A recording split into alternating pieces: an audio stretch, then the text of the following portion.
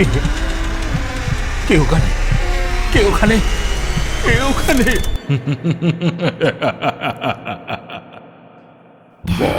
ভুতুরে যেখানে জীবিত সব চরিত্র।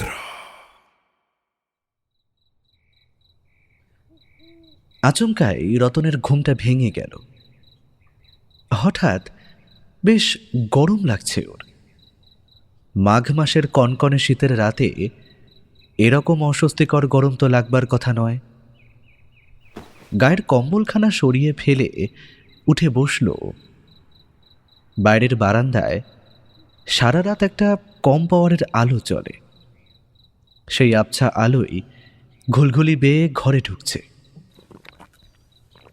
বিছানার পাশের তেপায়াটায় রাখা জলের বোতল থেকে কয়েক ঢোক জল খায় রতন। ছোট কিপ্যাড ফোনটায় সময় দেখে প্রায় 2:30। এখনো অনেকটাই রাত বাকি আছে। পাশ ফিরে রতন আবার শোয়ার উপক্রম করতেই যাচ্ছিল, হঠাৎ কারোর একটা শরীরে যেন হাত ঠেকল ওর। আঁতকে উঠল রতন। বিছানার ওপাশে কম্বলের তলায় যেন জড়সড় হয়ে শুয়ে রয়েছে আরেকটা শরীর। সদ্য পোড়ানো ইটের মতন গরম সেই শরীর। ঘুম ছুটে গেল রতনের। অস্পষ্ট আলোয় ভালো বোঝা যায় না, তবু ওর মনে হলো দ্বিতীয় কেউ একজন যেন রয়েছে বিছানায়। কিন্তু তা কি করে হয়? এই গোটা বাড়িতে তো ও ছাড়া আর কেউ থাকে না। তবে কম্বলটায় আলতো করে একবার টান দিল, একচুলও নড়ল না সেটা।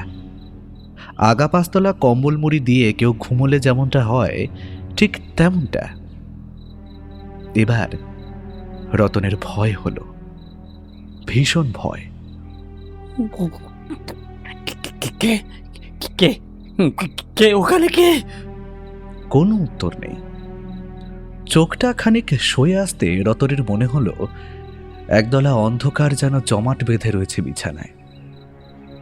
বালিশের পাশেই ফোনটা রাখা ছিল। সাহসে ভর করে রতন এবার ফোনের টর্চ জেলে অবয়বটার দিকে তাক করল।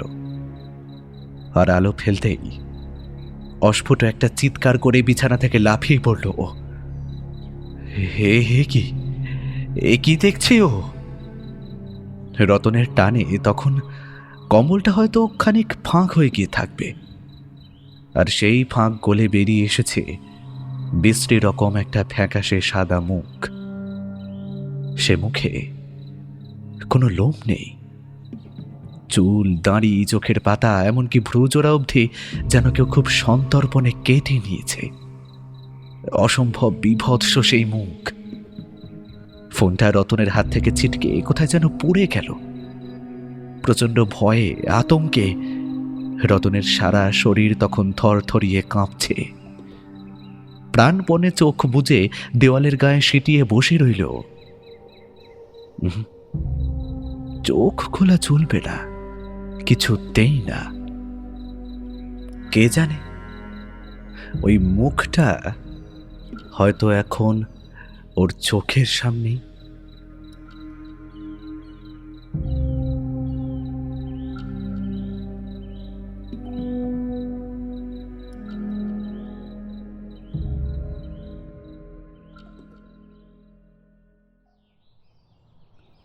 মোড় ঘুরতেই আজও লোকটার সঙ্গে চোখাচোখি হয়ে গেল রতনের।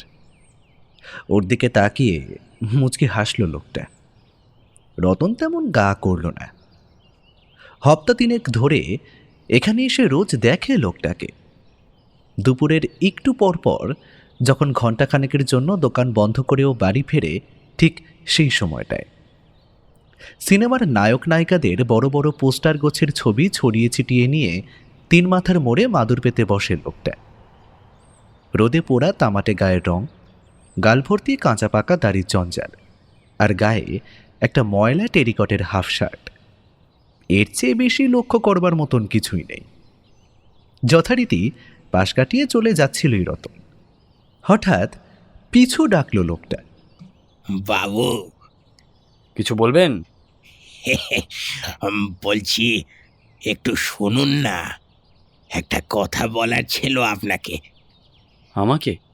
কি কথা? না না, ওভাবে বলা যাবে না। এইদিকে এইদিকে সরে আসুন একটু। বেশ বিরক্তই হলো রতন। সারাদিন দোকানে ওই গাধার খাটুনি খাটবার পর এখন বাড়ি গিয়ে খাওয়া দাওয়া সেরে একটু ঘুমোবে ভেবেছিল। কাল রাতে ভালো ঘুম হয়নি। হ্যাঁ, বলুন, কি বলবেন? বসুন না।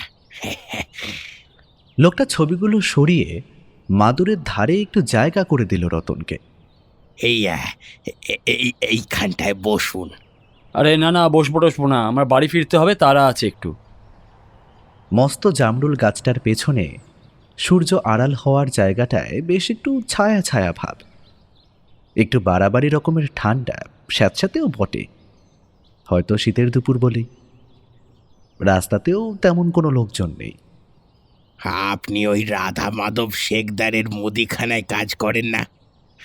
আপনাকে সেদিন ওইখানে দেখেছিলাম। হ্যাঁ, তাতে কি? আপনাকে রোজ এ পথে ফিরতে দেখি কি না, তাই ভাবলুম যে বলি। আসলে কি বলুন তো বাবু, ছোটবেলা থেকেই লোকজন দেখে আমি কিছু কিছু ব্যাপার টের পাই। টের পান বলতে? মানে এই ধরুন, রাস্তায় হঠাৎ কাউকে দেখলুম, তার ব্যাপারে কিছু কিছু জিনিস আপনি বুঝতে পারি।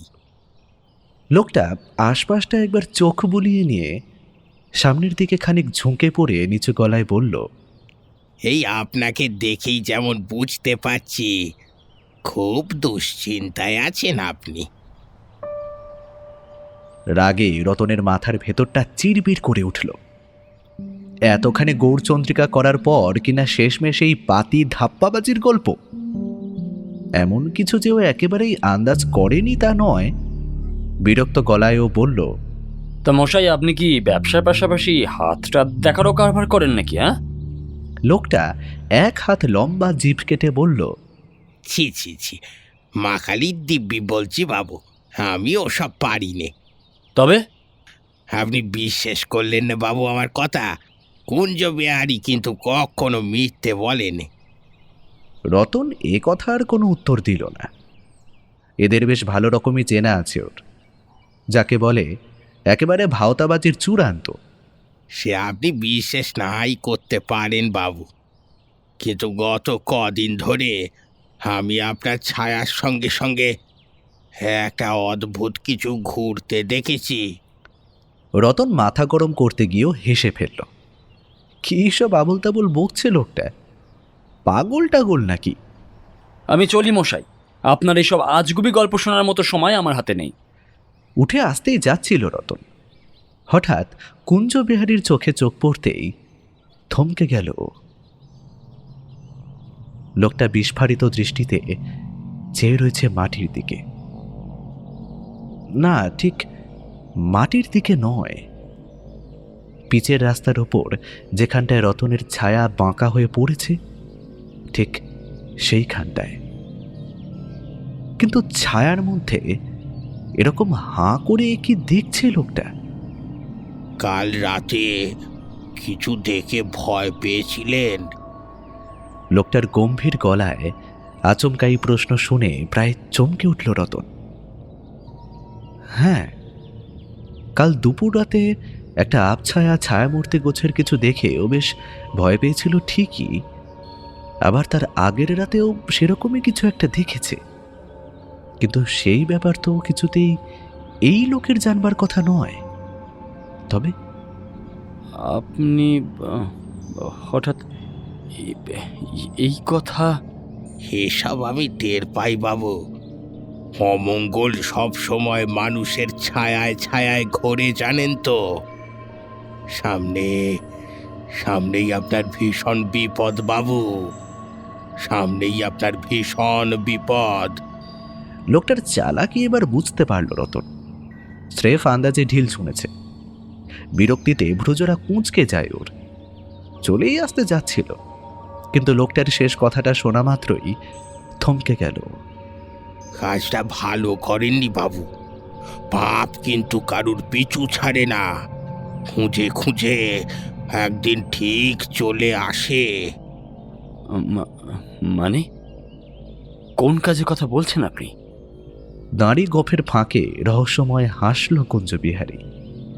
আপনি আমার কথা বিশ্বাস করুন বা নাই করুন বাবু, কিন্তু সেই পুরনো পাপ এখনো আপনার পিছু পিছু ঘোরে। এ বিপদ সহজে কাটবার নয় বাবু, এ বিপদ সহজে কাটবার নয়। রতনের কপাল ঘেমে উঠল। মৃদু মৃদু হাসছে কুঞ্জবিহারী। কথাগুলোকে এবার স্রেফ আজগুবি বলে উড়িয়েও দিতে পারল না রতন। একটা চাপা সন্দেহ মনের মধ্যে খচখচ করে বিঁধছে। ঢোক গিলে ও জিজ্ঞেস করল, কিরকম বিপদ? তা জানি নে বাবু, তবে আপনার ছায়ায় আমি এখনো পাপের অন্ধকার স্পষ্ট দেখতে পাচ্ছি। হ্যাঁ, স্পষ্ট দেখতে পাচ্ছি বাবু। সাবধানে থাকবেন যেন। হ্যাঁ হ্যাঁ, সাবধানে থাকবেন।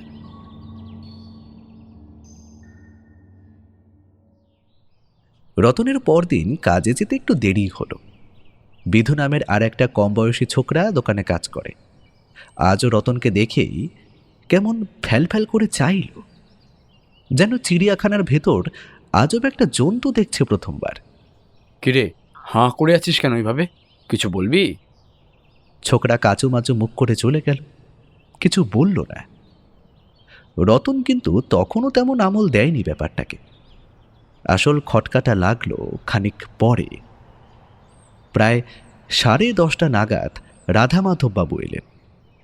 রাধামাধব শিকদারের বয়স প্রায় 60-এর উপরেই হবে। মাথায় কয়েক গাছে চুল যা অবশিষ্ট আছে তার সবটুকুই সাদা, তারই কামানো, বেশ গম্ভীর গোছের মানুষ। ভদ্রলোক দোকানে ঢুকেই বেশ কিছুক্ষণ স্থির দৃষ্টিতে চেয়ে রইলেন রতনের দিকে। তারপর একটু দ্বিধা জড়ানো গলায় বললেন, কি ব্যাপার রতন, সব ঠিকঠাক আছে তো? হ্যাঁ, সব ঠিকই তো আছে, কি হবে আর। না, চোখ মুখ কেমন শুকনো দেখাচ্ছে। রাতে ঘুমাওনি নাকি ঠিকঠাকভাবে? ও, সে আর বলবেন না। এই গত 2 দিন ধরে যা সব শুরু হয়েছে। কেন? কি সব আবোল তাবোল স্বপ্ন দেখছি রোজ রোজ, যার কোনো মাথা মুন্ডু নেই কিছু। দুঃস্বপ্ন? আম, বলতে পারেন ওই রকমই। মাথাটাই পুরো ঘেঁটে গেছে আমার। এই যেমন সেদিনই তো রাতের বেলা বাইরে বেরিয়েছি, তা হঠাৎ মনে হলো উঠোনে কেউ যেন একটা দাঁড়িয়ে আছে। আমি তো চমকে উঠে ভয়টায় পেয়ে একাকার। আলো জ্বালাতেই দেখি আবার সব জেকে সেই। কাল রাতেও আবার সেই এক কাণ্ড।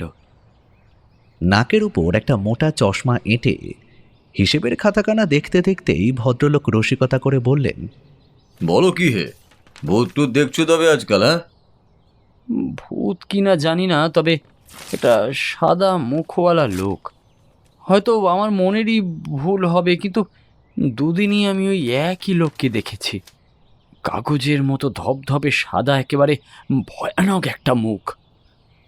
অন্যমনস্কভাবে বলে চলেছিল রতন। হঠাৎ ওর খেয়াল হলো কথাগুলো শুনতে শুনতেই রাধা মাধববাবু কেমন সতর্ক হয়ে উঠেছেন। নড়ে চড়ে বসলেন একবার।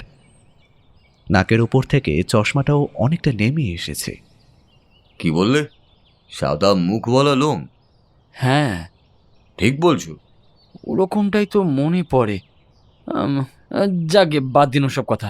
অন্ধকারের মধ্যে ঘুমচোখে কি দেখেছি। চশমার আড়ালে ভদ্রলোকের চোখ জোড়া কেমন চঞ্চল হয়ে উঠল। হুম, চোখের ভুল নয়, চোখের ভুল নয়, এই জিনিস অন্য কিছু। অন্য কিছু? সন্ত্রস্তভাবে চতুর্দিকে একবার চাইলেন রাধা মাধববাবু। তারপর থমথমে গম্ভীর গলায় বললেন, তবে এইসব কথা এখানে নয়। তুমি আজ সন্ধ্যার পর একবার আমার বাড়িতে এসো। কেন, মানে কি ব্যাপার বলুন তো? ওই যে লোকটার কথা বললে, ওই ব্যাপারে আমি আগেও শুনেছি। শুনেছেন? কোথায়? সেসব অনেক কথা, কিন্তু আমি তো কিছুই বুঝতে পারছি না। আশেপাশে এখন অনেকে আছে রতন, রাতে এসো, তোমায় সব বুঝিয়ে বলবো। ভদ্রলোক আর একটাও কথা বললেন না। রতনের কপালের ভাঁজে দুশ্চিন্তা ঘনিয়ে এলো। ওর স্বপ্নের ব্যাপারে শুনে রাধা মাধববাবুর মুখটা ওরকম কালো হয়ে গেল কেন হঠাৎ? আর কিসের কথাই বা বলতে চাইছিলেন উনি, কে জানে। অদ্ভুত একটা খটকার মধ্যেই দিনটা কেটে গেল রতনের। বিধু ছোকরাটাও কাজের ফাঁকে বারবার আর চোখে ওকেই লক্ষ্য করেছে। কি এমন দেখলো ওর মধ্যে? রতন এখানে এসেছে বেশি দিন নয়, মাস কয়েক মতন হবে। আত্মীয় স্বজন বলতে তেমন কেউ নেই ওর। দূর সম্পর্কের এক জেঠুর বাড়িতে থাকতো এতদিন। পড়াশোনাও বেশি দূর শেখেনি। পৈতৃক বাড়িখানা যা ছিল ওটাও বিক্রি করে দিতে হয়েছে নানান দায় পড়ে। দায় বলতে, আচ্ছা থাক, সেসব কথা বাদ দিন। তা জেঠুর বাড়িতে তো আর আজীবন পড়ে থাকা যায় না। অগত্যা কাজের খোঁজেই গ্রাম ছেড়ে আসা। আর এখানেই ওর পরিচয় রাধা মাধববাবুর সঙ্গে। এমনিতে রাশ ভারী হলে কি হবে, ভদ্রলোকের মনটা কিন্তু খুব ভালো। বিয়ে থা করেননি। কয়েকদিনের পরিচয় রতনের মধ্যে কি দেখলেন কে জানে, ওকে কাজে রেখে দিলেন। বলা বাহুল্য, রতনের এতে আপত্তি ছিল না। কাজেই সস্তা দামে একটা বাড়ির দোতলার দুটো ঘর ভাড়া নিয়ে থাকে। আচ্ছা, রাধা মাধববাবু আজ ওকে ঠিক কি জন্য বাড়িতে ডাকলেন? কি এমন গোপনীয় কথা বলবেন যা সবার সামনে বলা চলে না? রতন ভেবে কুল কিনারা কিছু পায় না। সন্ধ্যা হয়েছে অনেকক্ষণ। কুয়াশার চাদর গায়ে জড়িয়ে অলসভাবে রাস্তার ল্যাম্পপোস্টগুলো মিটমিট করছে। জ্বলতে যেন ইচ্ছে নেই, তবুও একান্ত বাধ্য হয়েই জ্বলে থাকা। রাধা মাধববাবুর বাড়িটা এলাকার বেশ একটু বাইরের দিকে, সুরকি বিছানো পথ। বাতাসে একটা বনো ফুলের গন্ধ। বাবু, হঠাৎ পেছন থেকে চেনা গলার স্বরটা শুনেই থমকে দাঁড়ালো রতন। বাবু কোথায় যাচ্ছেন? রতন আবছা আলোয় লোকটাকে চিনতে পারে। আরে, এ তো সেই পোস্টার বিক্রেতা লোকটা না? সেদিন যেন কিসব বিপদের কথা বলছিল, আজ আবার আচমকা কোত্থেকে? আপনি? আমিও এদিকেই ফিরছিলুম কিনা, পথে আপনাকে দেখতে পেয়ে ভাবলুম। কথাটা শেষ না করেই থেমে গেল কুঞ্জবিহারী। চোখ শুরু করে রতনের পেছনে কাউকে যেন একটা দেখছেও। কপালে ভ্রুকুটি। কি দেখছেন? রতনও লোকটার দৃষ্টি অনুসরণ করে পেছনে চাইল, কিন্তু কাউকেই চোখে পড়ল না। খাঁ খাঁ করা রাস্তায় নিঃসঙ্গ ল্যাম্পপোস্টের আলোগুলো ওর দিকে তাকিয়ে একবার বাঁকা হাসল শুধু। এর মধ্যেই কালি হয়ে এসেছে কুঞ্জবিহারীর মুখটা। চাপা গলায় এসে বলল, সেদিন আপনি আমার কথায় গা করেননি বাবু। আমি কিন্তু আজও স্পষ্ট দেখতে পাচ্ছি ও পেছনেই আছে আপনার। আরে পিছনে আছে কে? অমঙ্গল, ভীষণ অমঙ্গল। আপনি বোধহয় টের পাননি, এ কদিনে আপনার ছায়াটা কিন্তু আরো গাঢ় হয়ে এসেছে বাবু। এ তো ভালো লক্ষণ নয়। হ্যাঁ, না না না, হে ভালো লক্ষণ নয় বাবু, হে ভালো লক্ষণ নয়।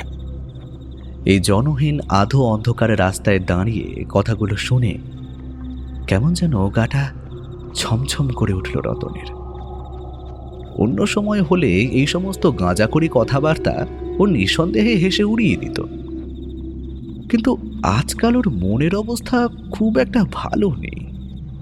বিভৎস সেই দুঃস্বপ্নগুলোর কথা মনে পড়লে এখনো গায়ে কাঁটা দেয়। একটা কথা বলবেন বাবু? কি? আপনার এখনো কি মনে হয় আমি মিথ্যে বলছি? আমার কিছুই মনে হয় না। তার মানে আপনি আমার কথায় বিশ্বাস করেননি? আচ্ছা, আপনি নিজেই একটু ভেবে দেখুন তো, এ কদিনে যা যা ঘটেছে আপনার সঙ্গে, তা কি সত্যি স্বাভাবিক হতে পারে? আমি বলছি বাবু, সামনে ভীষণ বিপদ না থাকলে এরকম হয়নি। রতনের বুকের ভেতরটা ঠিপ ঠিপ করতে লাগলো। সত্যিই তো, এই ভয়ানক দুঃস্বপ্নগুলো বারবার ওই একই লোকটাকে দেখা, এসবের মধ্যে কিছু অস্বাভাবিকতা নিশ্চয়ই আছে। আজ আর কুঞ্জবিহারীর কথাগুলো অবিশ্বাস করতে মন চাইল না রতনের। অদ্ভুত একটা দোলাচল কাজ করছে ওর মধ্যে। বিপদের কথা তো সেদিন থেকে আপনি বলছেন, কিন্তু কি রকম বিপদ, কিসের বিপদ সেটা তো বলবেন। ও আমি জানি রে, আমার মনে হলো আপনাকে সাবধান করাটা প্রয়োজন, তাই বললুম। হ্যাঁ আমি চলি বাবু, হ্যাঁ আমি চলি। লোকটা প্রায় চলে যায়। রতন পড়ে গেল মহা সমস্যায়। ও ব্যস্ত হয়ে ডাকলো, ও মশাই, আরে ও মশাই দাঁড়ান, আরে একটা কিছু তো উপায় বাতলে দিয়ে যাবেন নাকি? এতটা যখন বলতে পারলেন, আরও কিছু আপনি নিশ্চয়ই জানেন। কিভাবে উদ্ধার পাবো আমি? আরে এইসবের হাত থেকে আমি কিভাবে উদ্ধার পাবো? আরে ও মশাই বলে যান। হ্যাঁ হ্যাঁ, আমি যেটুকু জানতাম সেটুকু তো বলেছি বাবু। লোকটা মুহূর্ত কয়েক কি একটা ভেবে নিয়ে খানিক ইতস্তত করে বলল, তবে হ্যাঁ, একটা উপায় হয়তো আছে। কি উপায়? একজনকে আমি চিনি, শুনেছি ওকে যা জিজ্ঞেস করা যায় উনি নাকি তাই বলে দিতে পারেন। চেষ্টা করে দেখবেন নাকি একবার? জিজ্ঞেস করবেন যে কেন হচ্ছে সব আপনার সঙ্গে, কীরকম বিপদ আপনার, সবটা। লোকটা কে, মানে জ্যোতিষী গোছের কেউ? না না, ও সব কিছু নয়, গেলেই দেখতে পাবেন। বেশি দূর নয়, মাইল খানেক পথ এখান থেকে। একবার যাবেন নাকি? এক্ষুনি যাবেন? হ্যাঁ, ক্ষতি কি? যদি আপনার অসুবিধে না থাকে তবে চলুন, রাত বেশি হওয়ার আগেই ফিরে আসতে পারবো। রতন একটু দোটানায় পড়ল। রাধা মাধববাবুর বাড়ি যাওয়ার জন্য ও বেরিয়েছিল। ভদ্রলোক গুরুত্বপূর্ণ কিছু একটা বলবেন বলেছিলেন, হয়তো ওর জন্য অপেক্ষাও করে আছে। কিন্তু এদিকে কুঞ্জবিহারী হাতছাড়া হয়ে গেলেও তো মুশকিল। অনেক ভেবে কুঞ্জবিহারীর সঙ্গে যাওয়াটাই রতন ঠিক করল। রাধা মাধববাবুর সঙ্গে কাল কথা বলে নেবে না হয়, আপাতত একবার ফোন করে দিলেই চলবে। এসো এসো, ভেতরে এসো রতন। আজ ঠান্ডাটা বড় বেশি, তাই না? রাধা মাধববাবু রতনকে বসার ঘরে নিয়ে এলেন। মোটা মাফলারে রতনের মুখখানা ঢাকা, মাথায় টুপি গোছের কিছু, চোখ দুটো শুধু দেখা যায়। সব কথা সব জায়গায় বলা যায় না, বুঝলে কি না? তাই তোমায় বাড়িতে ডাকলাম। ভদ্রলোক ভনিতা না করে সোজা আসল কথায় এলেন। তখন ওই সাদা মুখো একটা লোকের কথা বলছিলে না? তা সেটা চোখের ভুল নয় বলছো? রতন ধীরভাবে দুপাশে মাথা নাড়ল। আমার তো তাই মনে হয়। কবার দেখেছো লোকটাকে? বার তিনেক। তোমার গলায় কি হলো হঠাৎ, এরকম শোনাচ্ছে? কিছু না, ঠান্ডায় একটু বসে গেছে গলাটা। ও, তা যা বলছিলাম, আমার আন্দাজ যদি ভুল না হয়ে থাকে, তবে এই জিনিস দেখা কিন্তু মোটেই ভালো কথা নয় রতন। কেন? উপেনও এরকমই কাউকে দেখতে পেত সকালে, তাই তোমার মুখে ব্যাপারটা শুনেই আমার উপেনের কথা মনে পড়ল সবার আগে। এমন সময় রাধা মাধববাবুর কাজের ছোকরা এসে চা দিয়ে গেল। রতন চা নিল না। রাধা মাধববাবু নিজেই একখানা পেয়ালা তুলে নিয়ে চায়ে ছোট্ট চুমুক দিলেন। উপেনের সঙ্গে আমার পরিচয় কাজের সূত্রেই।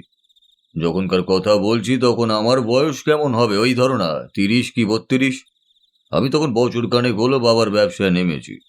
উপেন নানান জায়গায় ঘুরে ঘুরে চাকরির উমেদারি করে, কিন্তু একটা কিছু জুটিয়ে উঠতে আর পারে না। সেবার আমি ওর বাড়ি গিয়ে প্রায় হপ্তাখানেকের মতো ছিলাম। প্রথম দিনই ছোকরার চোখ মুখের অবস্থা দেখে আমার মোটেই ভালো লাগলো না। সবসময় অন্য মনস্ক হয়ে থাকতো। রাত বাড়লে ঘর থেকে বেরোতেই চাইতো না। অন্ধকার দেখলে কেমন যেন চমকে চমকে উঠত। তা একদিন শেষ রাতের দিকে, বুঝলে, উপেনের চিৎকার শুনে আমার ঘুম ভেঙে গেল। ছুটে ওর ঘরে গিয়ে দেখি ও বিছানার উপর উঠে বসে হাঁপাচ্ছে। ওর অস্থির বিহবল চোখের মনি ঘরের মধ্যেই কাউকে খুঁজে বেড়াচ্ছে যেন। কি হলো রে, দুঃস্বপ্ন দেখেছিস কোনো? উপেন বার কয়েকবার লম্বা শ্বাস টেনে কাঁপা কাঁপা গলায় বলল,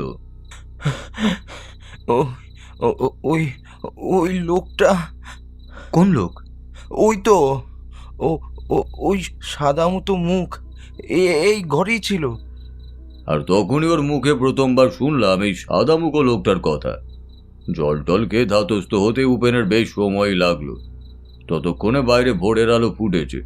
শান্ত হয়েও নিজেই ব্যাপারখানা সবটা বলল আমায়।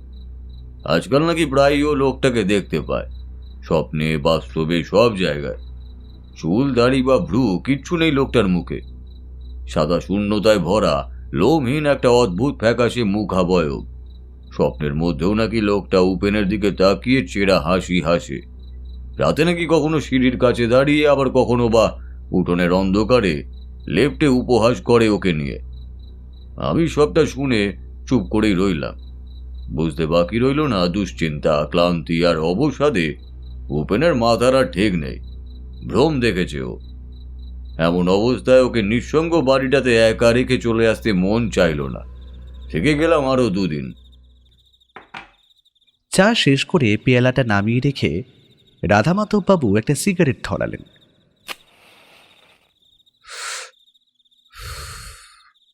ঘটনাটা এইটুকু অবধি হলে কোনো ভাবনাই ছিল না, বুঝলে। আমি নিজেই তখন ব্যাপারটাকে গুরুত্ব দিইনি। আমরা তো হামেশাই কত দুঃস্বপ্ন দেখি, সেসবের কি আর কোনো মাথা মুন্ডু হয়? তাছাড়া এক রাতের কি না কি দুঃস্বপ্ন, তা নিয়ে ভাববার সময় কারই বা এত আছে। কিন্তু উপেনের পরিণতি ভালো হয়নি। সিগারেটে পরপর কয়েকটা টান দিয়ে একমুখ ধোঁয়া ছাড়েন ভদ্রলোক। প্রায় 30 বছর আগেকার ঘটনা, অথচ আমি আজও বলতে পারিনি একটুও। কথাগুলো অন্ধকার ঘরে একা একা বসে ভাবলে এখনো আমার গায়ে কাঁটা দেয়। সেই রাতের পর 3 দিন কি 4 দিন মতো কেটেছে। বিকেলে সেদিন হঠাৎ কোত্থেকে যেন হন্তদন্ত হয়ে বাড়িতে এসে ঢুকলো উপেন। ওর চোখে চাপা উল্লাস। জিজ্ঞেস করলাম, কি ব্যাপার? উপায় পেয়ে গেছি মাধব, পেয়ে গেছি উপায়। উপায়? কিসের উপায়? এই যে এই এই সমস্ত ঝঞ্ঝাট থেকে বাঁচার উপায়, মুক্তির উপায়। উপেন কথাটা বলেই অপ্রকৃতিস্থের মতো দাঁত বের করে হাসলো। খটকা লাগলো আমার। ভালো করে খুলে বলতো, কি হয়েছে? কোন উপায়ের কথা বলছিস তুই? একটা লোকের দেখা পেয়েছিলাম রে, অদ্ভুত ক্ষমতা লোকটার, শুনলে বিশ্বাস করবি না। আমায় দেখেই আমার ব্যাপারে কত কিছু বলে দিল। ওরকম ক্ষমতা সবার হয় না। কে? কোথায় দেখা পেলি? খেলার মাঠের ধারে যে তেঁতুল গাছটা আছে না, দেখেছিস? ওইখানে। তোকে দেখেই বলে দিল? হ্যাঁ, একেবারে হুবহু। এই লোক বড় সাধারণ লোক নয় রে। তা কি উপায় বললো শুনি? উপায় বলতে সেরকম ঠিকঠাক কিছু হয়নি। তবে এই তো চিৎকার করলি উপায় পেয়েছিস বলে। হ্যাঁ, মানে ওই একরকম পেয়েছি বলাই চলে। মানে উনি নিজে উপায় বলতে পারলেন না ঠিকই, কিন্তু এমন একজনের সন্ধান দিলেন যিনি আমাকে সব বলতে পারবেন। যা বাবা। আমি হেসে বললাম, এ কিরকম কাণ্ড রে? বড় বড় সমস্যার সমাধান এইভাবেই হুট করে হয়ে যায়, জানিস তো। তুই আর এসবের কি বুঝবি? আমি মুখ্য সূক্ষ্ম মানুষ, তা কার সন্ধান পেলি জানতে পারি কি? ও আমি চিনি নাকি ছাই। উনি নিজেই এসে রাতে আমায় নিয়ে যাবেন বললেন। ঠক জোচ্ছরের পাল্লায় পড়িসনি তো আবার? কত রকমেরই তো মানুষ হয় আজকাল। মনে হয় না। তাছাড়া টাকা পয়সা তো আর কিছু চাইনি, গিয়েই দেখি না যদি কোনো সুরাহা হয়। আমি ঠোঁট উল্টে কাঁধ ঝাঁকালাম। কি জানি বাবা, ই যে করতে চাইছে ছেলেটা কে জানে। উপেন আপন মনে কি সব বিড়বিড় করতে করতে নিজের ঘরে ঢুকলো। আসলে কি বলুন তো বাবু, রাতের দিকে না গেলে আবার ও লোকের দেখা মেলে না। পথ চলতে চলতেই কুঞ্জবিহারী ধীর গলায় বলল কথাটা। রতনও কৌতূহলী হয়ে উঠেছে বেশ। সারাদিন পথে ঘাটে ঘুরে ঘুরে ভিক্ষে করে, বাড়ি ঘর নেই কিনা। এলাকার বাইরে জঙ্গলের মধ্যে ওই আধ ভাঙা পুরো বাড়িটাতে রাত কাটায় শুধু। যে কজন বুড়োকে চেনে তারা ওই রাতের দিকটাতেই যায়। এরকম একটা ক্ষমতা থাকার পরেও ভিক্ষে করে? এইটাই তো আসল কথা বাবু। কতজনের তো কত রকম ক্ষমতায় থাকে। এক একজন এক এক জায়গায় তার ব্যবহার করে, কিন্তু এই লোক কোনোদিন ক্ষমতা বেচে খায়নি বাবু। একমাত্র বিপদে পড়ে অসহায় কেউ যদি যায়, তবেই ও বুড়ো সাহায্য করে। আপনার কি মনে হয় উনি আমার কিছু সাহায্য করতে পারবেন? জিজ্ঞেস করেই দেখবেন না হয়। তবে একটা ব্যাপার আছে। কি ব্যাপার? বুড়োর কাছে কিছু জানতে গেলে ওকে খাবার দেওয়া চাই। যে ওকে খেতে দেয়, একমাত্র তার প্রশ্নেরই উত্তর দেয় বুড়ো। রতন বেশ অবাক হলো। ভাবল, এ আবার কেমন লোক যে খাবার দিলে তবেই সাহায্য করে। কিন্তু মুখে আবার বলল অন্য কথা। এত রাতে তাহলে এখন খাবার পাই কোথায়? ও নিয়ে ভাববেন না বাবু, ওদিকেই হরিদাসীর বাড়ি, আমার বহুদিনের পরিচিত। বুড়িকে বললে একটা ব্যবস্থা ঠিক হয়ে যাবে। কিন্তু আসল কথা অন্য। আবার কি কথা? কয়েকটা জিনিস আপনাকে ঠিক ঠিক মাথায় রাখতে হবে বাবু। জিনিস বলতে কয়েকটা নিয়ম। নিয়ম? কিরকম? রাধামাধববাবু দম নেওয়ার জন্য একটু থামলেন। বহুকালের পুরনো ঘটনা হলেও সেটা যে এখনো ভদ্রলোককে বেশ উত্তেজিত করে তোলে, তা তাঁর মুখের ভাব আর ঘন ঘন নিঃশ্বাস ফেলার ধরন দেখলেই টের পাওয়া যায়। সে রাতে প্রায় 9টা নাগাদ উপেনের পরিচিতি ওই সর্বজ্ঞানী লোকটা এলো। এত রাতে এরকম একটা অচেনা লোকের সঙ্গে উপেনের একা যাওয়াটা ভালো ঠেকলো না আমার। আমিও সঙ্গে যেতে চাইলাম। প্রথমটা একটু আপত্তি করলেও শেষমেশ কিন্তু আমায় সঙ্গে নিয়ে যেতে রাজি হলো ওরা। তখন বর্ষাকাল, ঘন কালির মতো মেঘ জমেছে আকাশে। হঠাৎ হঠাৎ দিগন্ত ছিঁড়ে ঝলসে উঠছে বিদ্যুৎ। ক্ষেতের মধ্যে দিয়ে সরু আলপথ বেয়ে লোকটা আমাদের একটা ভাঙাচোরা বাড়ির সামনে এনে দাঁড় করালো। বাজ পড়ার ভীষণ শব্দে হাত ভাঙা বাড়িটা ভয় বারবার থরথরিয়ে কেঁপে উঠছে যেন। বাড়ি তো নয়, বাড়ির কঙ্কাল। পলেস্তারা খসা দেওয়াল কিংবা ঘুণ ধরা দরজার পাল্লাগুলোর দিকে চাইলেই ভয় হয়। মনে হয় প্রকৃতির এই নিষ্ঠুর তাণ্ডব বাড়িটা আদৌ সইতে পারবে তো। কয়েকটা ব্যাপারে আমাদের বারবার সাবধান করে দিয়ে লোকটা চলে গেল। বন্ধু একটা দরজার সামনে এসে দাঁড়ালাম আমরা।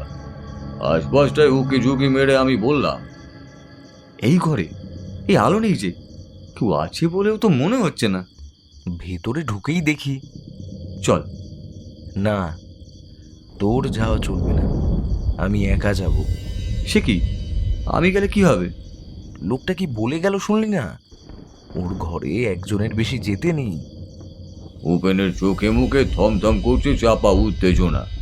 তুই ওখানটায় দাঁড়া, আমি ভেতর থেকে আসছি। উপেন কিছুতেই আমায় ভেতরে যেতে দিতে রাজি হলো না। অদূরে অন্ধকারের মধ্যেই দাঁড়িয়েই আমি একটু চুপচাপ হয়ে সবটা দেখতে লাগলাম। শিকল খুলে দরজায় মৃদু ঠেলা দিল উপেন। জীর্ণ কাঠের পুরনো দরজাটা বিশ্রী ক্যাচ ক্যাচ শব্দ করে খুলে গেল। চৌকাঠ পেরিয়ে অন্য কোনো দিকে ভ্রুক্ষেপ না করে তড়িঘড়ি খাবারের থালাটা মেঝেতে রেখে বেরিয়ে এলো। বিদ্যুৎ চমকের আকস্মিক আলোতেও দেখলাম ভয়ানক পাংশু হয়ে এসেছে উপেনের মুখটা। নিস্তব্ধ নির্জন চারিদিক, শুধু শোনা যাচ্ছে মাঝে মাঝে উত্তাল বাতাসে শো শো শব্দ। ভালো করে কান পেতে রইলাম আমি। কিছু শোনা যাচ্ছে কি? মেঘের গুরু গম্ভীর গর্জন, একটা রাত চড়া পাখির অদ্ভুত ডাক, আর কিছু আর কোনো শব্দ নেই। মিনিট কয়েক তো এভাবেই কেটেছে। এমন সময় কোথা থেকে যেন হুড়মুড়িয়ে একরাশ ঝোড়ো বাতাস উড়ে এসে আছড়ে বলল আমাদের ওপর। একটা শিহরণ খেলে গেল আমার সারা শরীর বেয়ে। একটু ভয় পাইনি বললে মিথ্যে বলা হবে। ওপেনকে একবার ডাকতেই যাচ্ছিলাম, ঠিক তক্ষুনি আকাশ ফালা ফালা করে ঝলসে উঠল বিদ্যুৎ। আর ওই রক্ত শূন্য ক্ষণিক আলোর মুহূর্তের জন্য যা দেখলাম, তাতে নিমিষে সারা শরীর যেন হিম হয়ে গেল আমার। ওপেনও কাঠের মূর্তির মতো স্থির।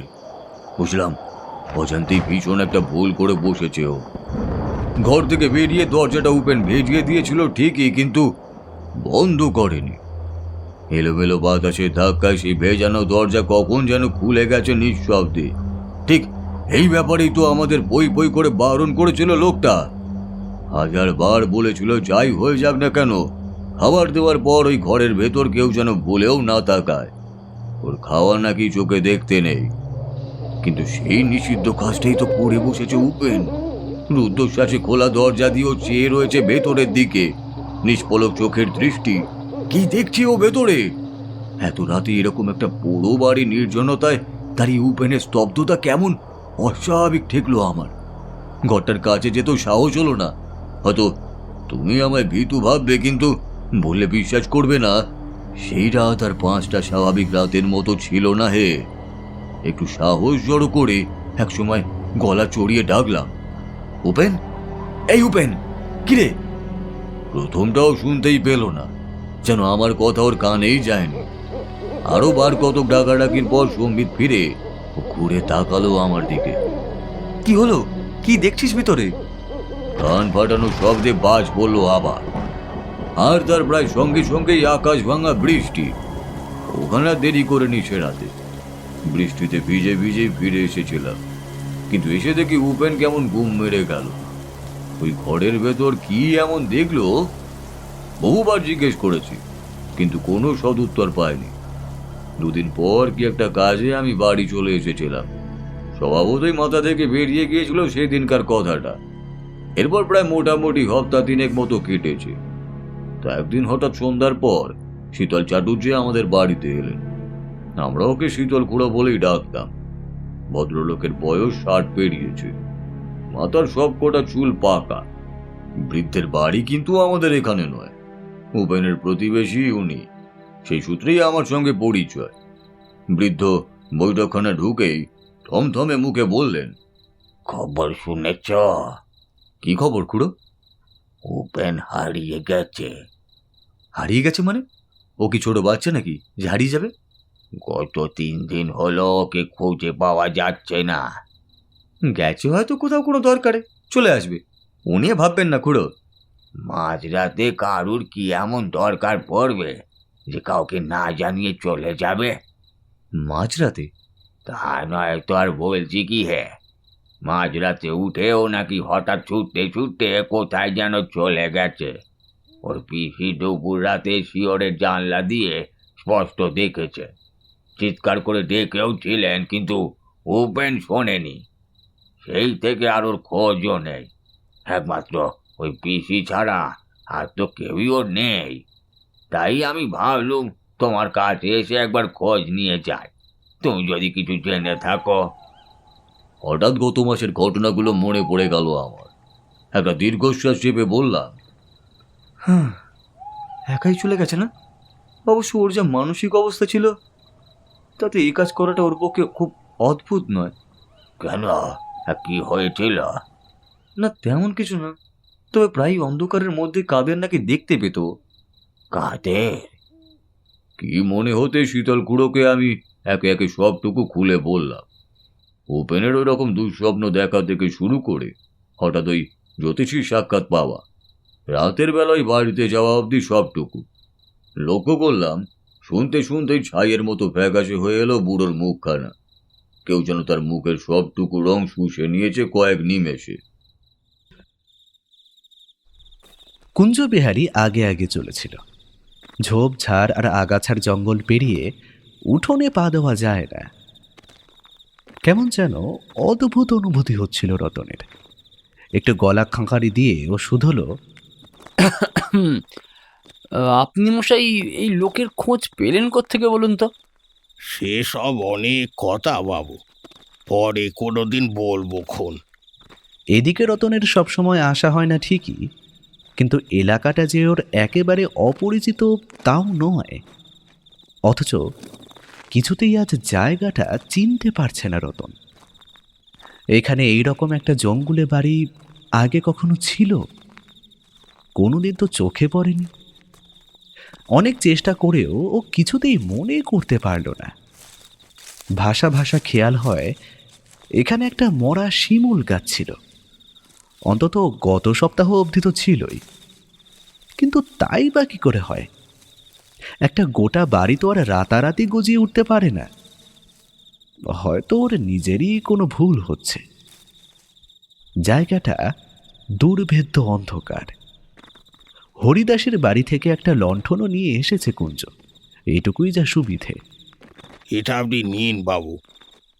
কুঞ্জবিহারী খাবারের থালাটা রতনের হাতে দিয়ে নিজে লণ্ঠন উঁচিয়ে আবার আগে আগে চলল।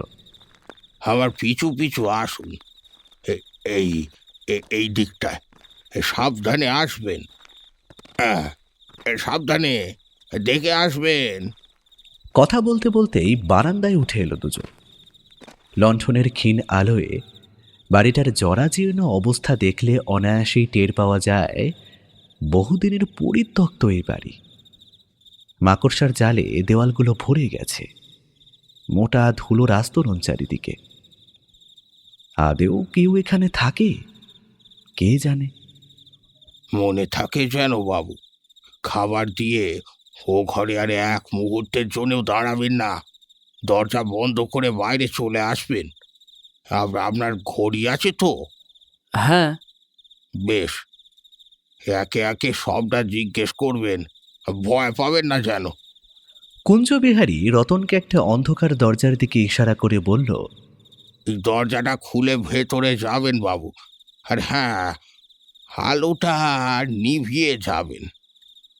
আমি আমি তাহলে এখন চলি। হ্যাঁ, আমি এখন চলি। সে কি, আপনি না থাকলে মানে কি করে? খাবার দেওয়ার সময় এখানে একজনের বেশি থাকতে নেই বাবু, নইলে নইলে যে কাজ হবে নে। আপনাকে যে রকমটা বলেছি সেই মতো শুধু করবেন, কোনো সমস্যা হবে না গো। চলে যেতে গিয়েও থমকে দাঁড়ালো কুঞ্জবিহারী।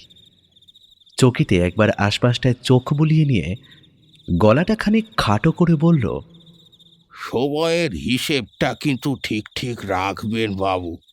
ওর খাওয়া শেষ হলে পরেই ও ঘরে ঢুকবেন, তার আগে কিন্তু নয়। লণ্ঠনটা দরজার সামনে নামিয়ে রেখে কুঞ্জবিহারী হন হনিয়ে চলে গেল। নির্জন থমথমে বাড়িটায় একা দাঁড়িয়ে থাকতে থাকতে কেমন গা ছমছম করতে লাগলো রতনের।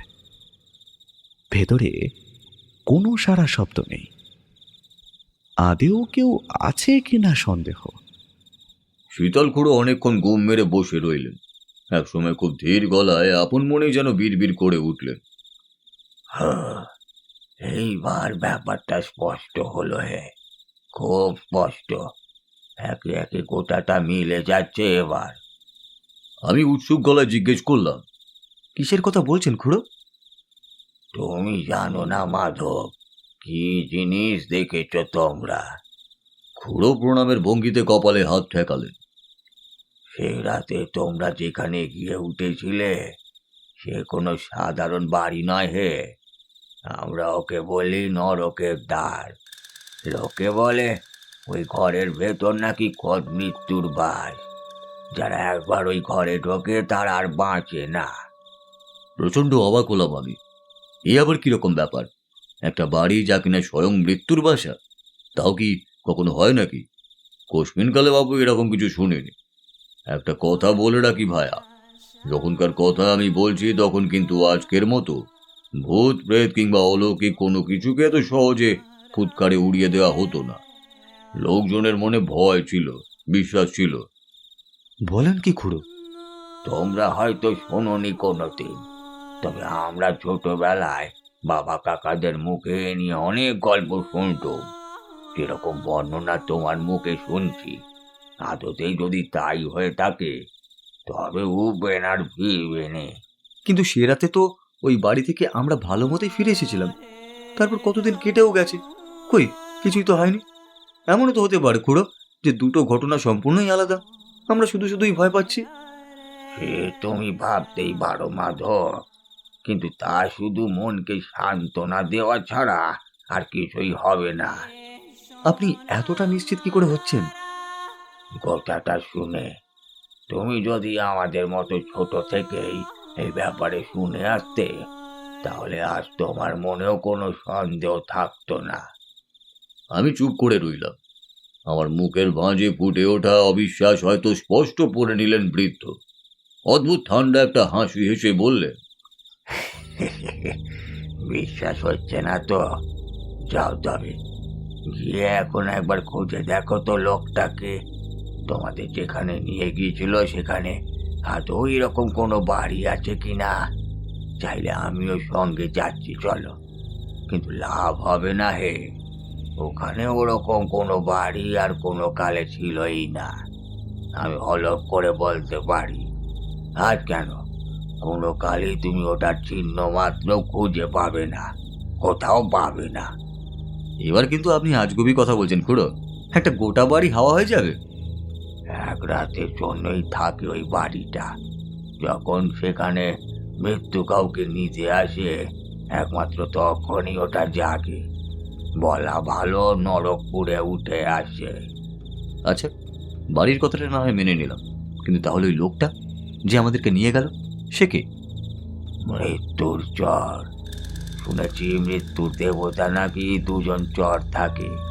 মরণ যাকে বেঁচে নেয়, একজন সবসময় তার উপরে আড়াল থেকে নজর রাখে, পাহারা দেয়, যাতে কোনোভাবেই সে মৃত্যুর হাত এড়িয়ে পালাতে না পারে। আর একেই হঠাৎ হঠাৎ দেখা যায়, যেমন উপেন দেখতো। আর আরেকজন তাকে পথ দেখিয়ে পৌঁছে দেয় মৃত্যুর চর্চা অবধি। তার মানে ওই লোকটা যার ওই অদ্ভুত সাদা মুখ আর উপেনের ওই হঠাৎ পরিচিত লোকটা, ওরা? এরা কেউ লোক নয় হে, বলুম না, এরা মৃত্যুর চর। সৃষ্টির এমন অনেক গোপন রহস্য আছে মাধব, যা বিশ্বাস করতে না চাইলেও করতে হয়। কিন্তু একটা ব্যাপার তো কিছুতেই বুঝতে পারছি না খুড়ো, উপেনই কেন? পাপ হে পাপ। শরীরে ভীষণ কোনো পাপের চিহ্ন থাকলে তবেই ওই মৃত্যু বাড়িতে ঠাঁই হয়। ছোটবেলায় শিখেছি না, পাপে মৃত্যু, এও তাই। হয়তো উপেরও তেমন কিছু। তেমন কিছু মানে? খুড়ো গম্ভীর হয়ে গেলে সবটা তখনও আমি পরিষ্কার বুঝে উঠতে পারিনি। অনেকক্ষণ চুপ করে দেখে বৃদ্ধ ফের বললেন, উপেনকে খুঁজে আর লাভ নেই। পাপের শাস্তি দেওয়াই যে ওদের কাজ। ওই নরকের দরজার ভেতর দেখেছে উপেন। এখন হাজার চেষ্টা করলে ওকে আর বাঁচানো যাবে না।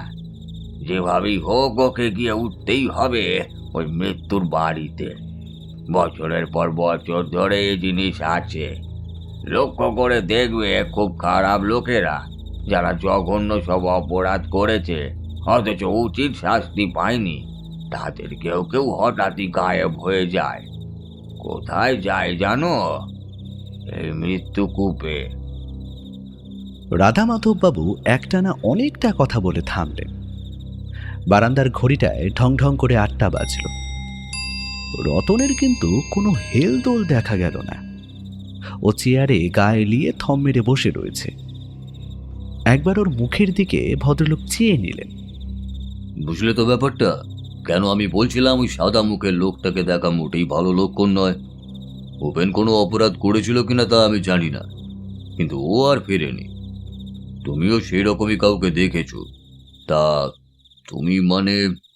এক মুহূর্ত ইতস্তত করলেন উনি। কোনো যদি সেরকম কিছু করে থাকো, দেখো তোমায় আমি খারাপ বলছি না, হয়তো তুমি বিশ্বাসও করবে না এইসব, কিন্তু আমার নিজের অভিজ্ঞতা কিনা, তাই সাবধান করে দিই তোমায়। রাত বিরেতে কোথাও কারোর সঙ্গে যেও না, বুঝলে? আর এরকম কোনো বাড়ি যদি কখনো কোথাও চোখে পড়ে। রাধা মাধববাবু কথাটা শেষ করতেও পারেননি। তার আগেই চেয়ার ছেড়ে রতন উঠে দাঁড়ালো। ঘরের আলোটা হঠাৎ কোনো পূর্বাভাস ছাড়াই বিপজ্জনকভাবে দপদপ করে উঠল কয়েকবার। গলায় মুখে পেঁচানো মাফলারটা এর মধ্যেই খুলে ফেলেছে রতন। আলোটা পুরোপুরি নিভে যাওয়ার আগে পলকের জন্য রাধা মাধববাবু স্পষ্ট দেখলেন মাফলারের আড়ালে যে মুখটা বেরিয়ে এসেছে সে রতন নয়। হ্যাঁ, ঠিক তাই। রাধা মাধববাবুর চোখের সামনে দাঁড়িয়ে আছে সম্পূর্ণ অচেনা একটা মানুষ। মানুষ কি? সম্পূর্ণ সাদা তার মুখখানা। তারপরই সবটা অন্ধকার, নিভে গেছে আলোটা। রাধামাধববাবু আড়ষ্টের মতন দাঁড়িয়ে রইলেন। এই লোকটা রতন নয়, কে ছিল তবে? কার সঙ্গে উনি কথা বললেন এতক্ষণ? আর ওটাই বা কি দেখলেন? ওই সাদা মুখটা? হ্যাঁ, ঠিক দেখলেন, চোখের ভুল নয় তো? তার মানে রতন এখানে আসেনি, ওর বদলে যে এসেছে সে আর কেউ নয়, সাক্ষাৎ মৃত্যুর দূত। আর ভাবতে পারেন না তিনি। সবটা কেমন গোলমেলে হয়ে উঠেছে যেন। মিনিট খানেকের মধ্যেই দপ করে আলোটা জ্বলে উঠল একবার। অবাক বিস্ময়ে হা হয়ে গেলেন রাধামাধববাবু। কোথায় কে? রতন তো দূর, ঘরে তিনি ছাড়া আর কেউ নেই, কিচ্ছু নেই।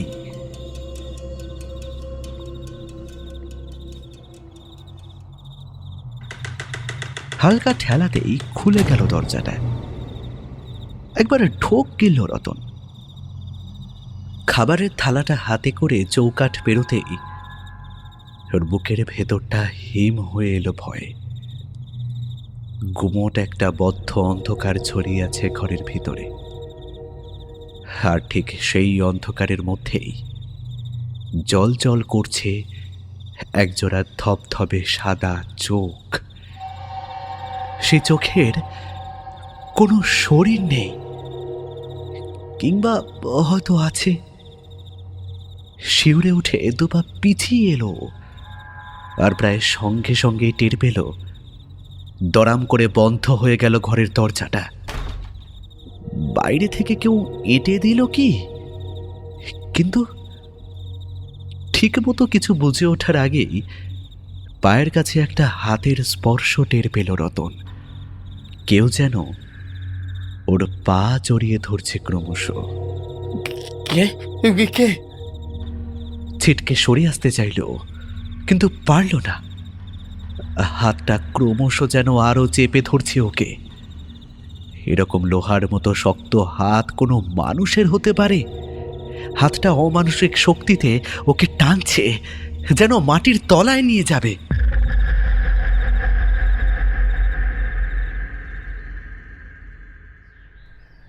রতনদা আজও আসেনি? দিন দুয়েক পর দোকানে ঢুকেই রাধামাধব বাবুকে প্রশ্নটা করে বিথু। ছোকরার চোখে মুখে কৌতূহল। কেন রে? না, দুদিন থেকে দেখছি না। কেন আসছে না জানেন? শরীর খারাপ বোধ হয়। তো তোর কি দরকার? বিধুর সরু চোখে একবার আশপাশটা চাইল, তারপর গলা খাদে নামিয়ে বলল, রতনদা এখানে আসার আগে কোথায় থাকতো? রাধামাধব বাবু হিসেবের খাতা থেকে চোখ না তুলেই উত্তর দেন, যদ্দূর জানি ওর কোনো এক জ্যাঠামশাইয়ের বাড়িতে। জ্যাঠামশাইয়ের বাড়ি ছেড়ে এমন হঠাৎ এখানে এলো কেন? আপনাকে কিছু বলেনি? কেন আবার কাজের খোঁজে? কি হয়েছেটা কি? তুই এসব জিজ্ঞেস করছিস কেন? কাজের খোঁজে নয়। মানে? রতনদার ওই জেঠুর গ্রামে আমার এক জ্ঞাতি ভাইয়ের বাড়ি কি না, সেদিন ওর সঙ্গে তো বহুদিন পর দেখা হলো। কথায় কথায় ওর কাছে একটা ব্যাপার শুনলুম। এরকম ব্যাপার? সত্যি মিথ্যে জানি না, তবে তবে কি? অনেকে অনেক রকম অনুমান করে, তাই আর কি। বাজে না বকে ভালো করে বল তো কি হয়েছে। জেঠুর বাড়িতে রতনদা কিন্তু একেবারে ছোট থেকেই থাকতো না জানেন। শুনেছি পৈতৃক বাড়িখানা বিক্রি টিক্রি করে দিয়ে মোটামুটি প্রায় ওই বছর 5 মতো আগে এসে উঠেছিল ওখানে। জ্যাঠামশাই সুদেব, লোকটা গরিব, দিনমজুরি করে, এক মেয়েকে নিয়ে কোনো মতে সংসার টানতেন। রতনদা এসে ওঠায় ওদের ভাতের হাঁড়িতে বাড়াবাড়ি রকমের টান পড়বে জেনেও উনি কিন্তু আপত্তি কিন্তু করেননি। টিনের বড় ঘরখানাই রতনদার জন্য বরাদ্দ করে দিয়েছিলেন। তা রতনদা কয়েকদিনের মধ্যেই আরও গেনে বসলো বাড়িতে। সারাদিন ওকে নাকি গ্রামে দেখাই যেত না, কোথায় সব ঘুরে বেড়াতো। বছর 2-3 এইভাবেই কাটলো। এর মধ্যেই সুদেববাবুর মেয়ের বিয়ে ঠিক হয়েছে। রতনদাও বেশ দায়িত্ব নিয়ে একদম কোমর বেঁধে বিয়ের জোগাড় যন্ত্র করতে ব্যস্ত হয়ে পড়ল। কিন্তু বিপদটা ঘটল ঠিক বিয়ের 3 সপ্তাহ আগে। বিয়ের জন্য এখান ওখান থেকে নাকি সুদেববাবু বেশ কিছু টাকা ধার নিয়েছিলেন। খুব স্বাভাবিক কথা, তা ভদ্রলোক টাকা রাখতেন তার ঘরের আলমারির ভেতরকার একটা ওই ছোট্ট কাঠের হাত বাক্স বা ওই গোছের কিছুর মধ্যে। এসব গাঁয়ের লোকেরা অবশ্য পরে জেনেছে। তা সেদিন কি একটা দরকারে টাকা বের করার জন্য আলমারি খুলতেই সুদেববাবুর মাথায় যেন আকাশ ভেঙে পড়ল। সবটা যেমন ছিল তেমনই, এমনকি আলমারির ভেতর বাক্সটাও ঠিক জায়গা মতনই আছে, শুধু বাক্সের ভেতরটা ফাঁকা, একটা কানা করিও নেই। ভদ্রলোক সারা জীবন ধরে যা কিছু জমিয়েছেন, বিয়ের জন্য কেনা গয়নাগাটি সহ সবটা ওখানেই ছিল। কিন্তু বিপদ তো আর বলে কয়ে আসে না। পাড়া জুড়ে ভীষণ হইচই পড়ে গেল। সুদেববাবু ভয়ে, আশঙ্কায়, দুশ্চিন্তায় অসুস্থ হয়ে পড়লেন। টাকাগুলো কে চুরি করেছে তখন তো আর সে কথা ভাববার সময় নয়। বিয়েটা কি করে হবে সেটাই তো তখন একমাত্র প্রশ্ন। হাতে যে আর কিছুই নেই। অনেক চেষ্টা চরিত্র হলো, কিন্তু টাকা আর তেমন জোগাড় করা গেল না। সম্পত্তি বলতে ভদ্রলোকের অবশিষ্ট শুধু তখন ওই বাড়ি ভিটেটুকুই। অসহায় সুদেববাবু আর উপায় না পেয়ে বাড়িটা বন্ধক রাখার ব্যবস্থা করলেন। টাকার জন্য তো আর মেয়ের বিয়ে বন্ধ হতে দিলে চলে না। কিন্তু বিপদের তখনও কিছু বাকি ছিল। এই ঘটনার কয়েকদিনের মাথায় সুদেববাবুর মেয়েটা হঠাৎ বিষ খেয়ে আত্মহত্যা করল। হয়তো এই সমস্ত কিছুর জন্য ও নিজেকেই দায়ী করেছিল, কে জানে। বিয়ে হলো না, শ্রাদ্ধ শান্তি হলো। এরপর আস্তে আস্তে একসময় সুদেববাবুর শরীরও ভেঙে পড়ল। পরপর এতগুলো ধাক্কা কজন আর সহ্য করতে পারে। ভীষণ অসুস্থতা নিয়ে হাসপাতালে ভর্তি হলেন। কয়েক মাস মাত্র বেঁচে ছিলেন। এরপর রাধামাধববাবু আক্ষেপসূচকভাবে মাথা নাড়লেন। এই জন্যই তবে রতন কাজের খোঁজে এখানে। তা চুরিটা কে করেছিল জানা যায়নি? কে আর খোঁজ করবে ওসব? সুদেববাবুর বাড়িটা বিক্রি হওয়ার পর পাওনাদারেরা যে যার হিসেব বুঝে নিয়ে চলে গেছে। একটা ঘটনা কিভাবে দুটো মানুষের জীবন নিয়ে নিল, হ্যাঁ, ভাবা যায় না। কিন্তু এমন কাজ কে করবে বলতো? গরিব মানুষের টাকা চুরি করে কার কি লাভ? বিধু অনেকক্ষণ চুপ করে থেকে একসময় প্রসঙ্গ বদলে ফেলে বলল, রতনদার নাকি জুয়ার নেশা টেশা ছিল না, মানে সুদেববাবুর গ্রামের অনেকে বলা বলি করে কি না, তাই শুনলুম। সে কি কথা রে? আজকাল সমাদদারদের মেজো ছেলেটার সঙ্গে রতনদার খুব ওঠা বসা দেখতাম। চেনেনি তো ওকে, বড়লোক বাবার মুখে যাওয়া ছেলে। এমন কোনো কাজ নেই যা ও করেনি। কে জানে, হয়তো শুধুই লোকেদের অনুমান। কিরকম অনুমান? এখন কোথায় রতনদা? বাড়িতেই। দুদিন ধরে তো দেখছি না কোথাও, ফোনটাও বন্ধ।